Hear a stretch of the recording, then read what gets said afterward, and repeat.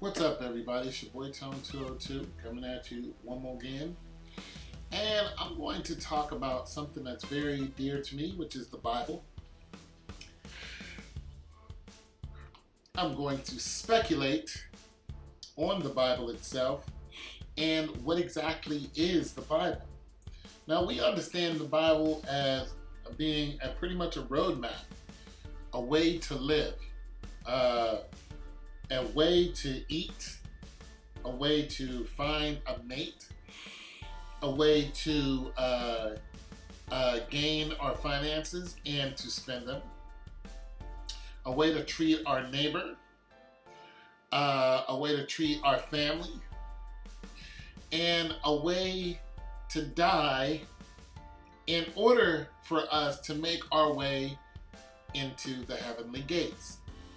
Now, there are a lot of things that need to happen before you can get there. And of course, you need to be saved. Once you accept the Lord Yeshua Christ into your heart, then you have to be a living sacrifice. You can't just be like, okay, thank you, You have to sacrifice like he was, like the Christ King was. He was a living sacrifice. Now, one of the things you have to know is to learn how to pray. Now, God, tells you how to pray. Yeshua, Jesus the Christ, told you how to pray. In the book of Matthew, you have the Lord's Prayer. Now, most people know this prayer. And when we look at a way to pray and how to pray, it gives us some very basic but specific instructions. For one, you have to acknowledge who you're praying to, our Father, and where He is, who art in heaven. Okay? You have to acknowledge His holiness, what He is, our Father, who art in heaven. Holy be thy name. Okay? You have to know who you're talking to. Your kingdom come. Your will be done. You have to submit yourself to Him on earth as it is in heaven. Where God rules in heaven, you have to acknowledge that you want that to happen here. Give us this day our daily bread. You're acknowledging you need God to feed you. You need God for everything. And give us our daily bread, and forgive us our debts, because we all owe somebody in some kind of way. And basically, we owe Christ everything, as we also have forgiven our debtors. If people owe you and you want to be a stickler to them, that's not a very good thing, because, God can do the same thing to you, and you owe Him far beyond what you can repay. And let us not be tempted, pretty much, into temptation, but deliver us from evil. We are all tempted by something, whether it's money, job, a mate, a house, car, material things, vacation, whatever it is. We're all tempted by something. But when I look at the Lord's Prayer, I look at the fact that God says you must pray this way. You must have these acknowledgments in order for God to hear you. Okay? And then I start thinking deeply about that, like, in order for God to hear us. Now, when we look further into the Bible, and we look around, we look how in the book of Job, and how it talks about how the sons of God came to him, and then Satan showed up, and then God asked Satan, He said, "Where'd you come from?" He said, "To and fro, from the earth." Now, God is in heaven, and He's before God, and He asked him where he came from, to and fro. And He said the sons of God were right there. So I start thinking, okay, are these angels? Are these men? And how does Satan travel to and fro? Satan is a spirit, God is a spirit. We are spirits, but we have human bodies. And I start thinking, we can also travel to and fro. See, it got me to thinking that the Bible is not just a bunch of words. Now, we call it the living word. But I don't think the majority of us understand exactly what it is. The Bible talks about prayer is the key and faith unlocks the door. I don't think this is a normal door. I think this is a gateway. I think this is a portal from one place to another, and you have to use a frequency in order to open these portals. Now, we always see movies like The Dark Tower. I just saw it yesterday, and there was a portal from one world to another that they had to put these numbers in, they had to have this frequency, then they were able to travel through that. We always look at Star Trek and they do the same thing, and most outer space movies where they can go from one place to another in an instant.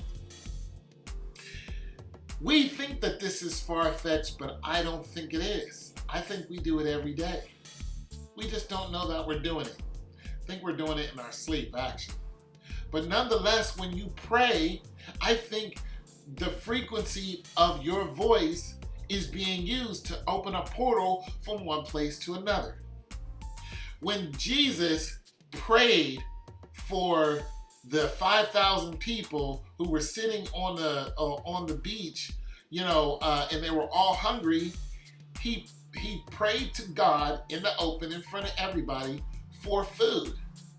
God opened a portal to where the food was, and he had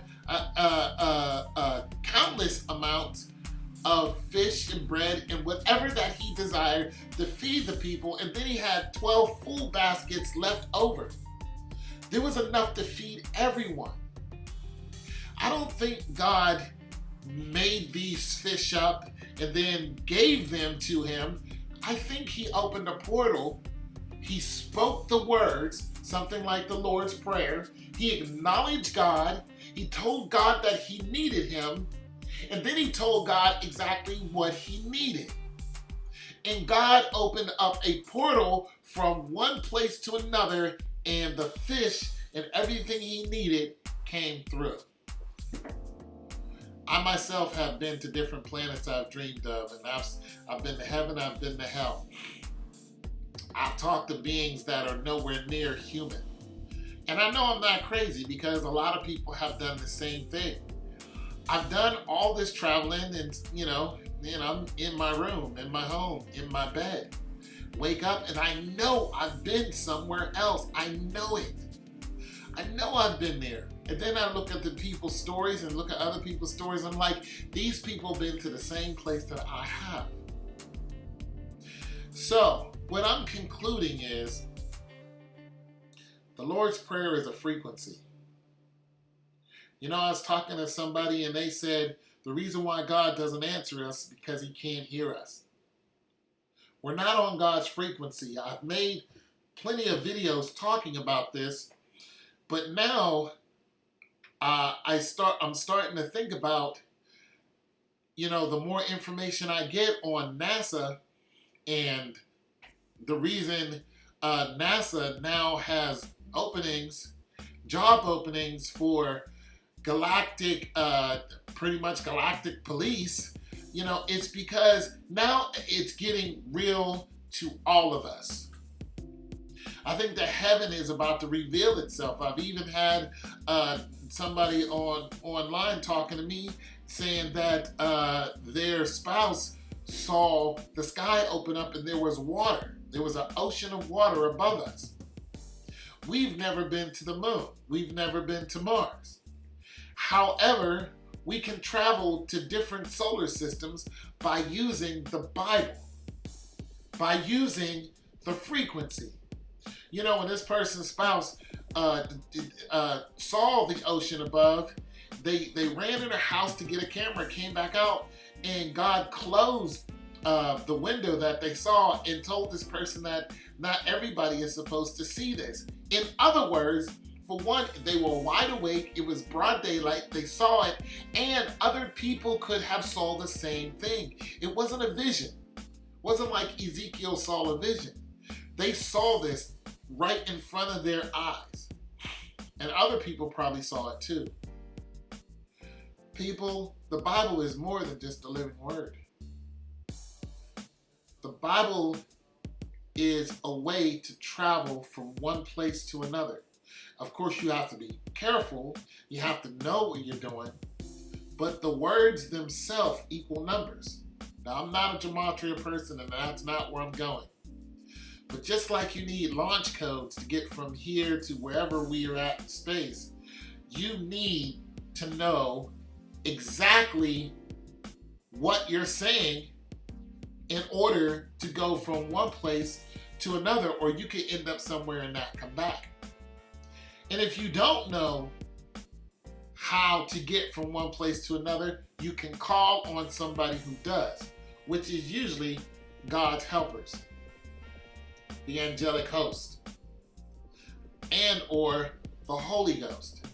Now, God made it clear that the Holy Ghost will be needed on the day of judgment. Why would God say this? Why would he say you need the Holy Ghost? You figure you have the Holy Ghost, once you die, boom, that's it. No, God says you need the Holy Ghost. Why would you need this source of power on the day of judgment? The answer is to open the door. To open the door. You need a certain amount of power to open the door. Anyways, people, this is just some Bible theory that I've been going through. If you notice, when you read the Bible, you start feeling a certain way. Some people get excitement. Some people, start moving around different ways. Other people who have spirits in them that don't like the biblical words, they start twitching or whatever. You know what I mean? But nonetheless, the Bible is a way to travel from one place to another. We need to take the Bible seriously. We need to understand the words that are coming out of our mouth when we're saying them.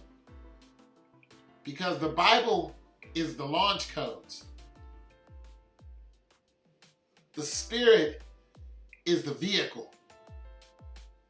You have to understand this. You have to get it in your head and stop just saying these words frivolously.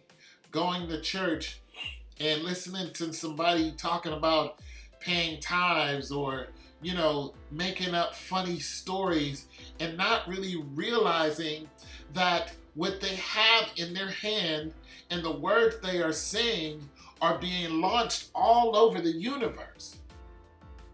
And whatever way those words are being launched and you're following those words, you're going in the same direction.